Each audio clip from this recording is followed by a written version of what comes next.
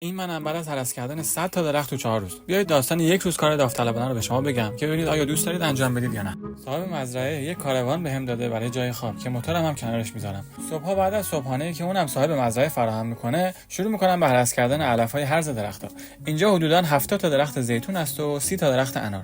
جدای از این که کلی پشه است و آفتاب تو مغز سر آدمه، باید کلا رو زانو بشین و کار کنین که خودش بعد چند ساعت خیلی دردناک میشه. علف‌های هرز درخت زیتون خیلی مشکلی ندارن، اما درخت انار خیلی سخته چون همشون تیغ دارن. 2 روز اول انقدر با قیچی علف کنده بودم که از دردش نمیتونستم گوشیمو دستم بگیرم. کلی طول کشید تا بدنم عادت کنه. این علف‌ها رو یه گوشه مزرعه جمع می‌کنیم برای اینکه زمستون استفاده بشه. بعد از کمی استراحت رفتم سراغ زیتون چیدن. این کار خیلی حوصله می‌خواد ولی زمان بسیار خوبی برای فکر کردن یا گوش دادن به یه چیزی. اینا در ظاهر زیتونه ولی تک تکشون خاطراتیه که من از این مزرعه با خودم میبرم.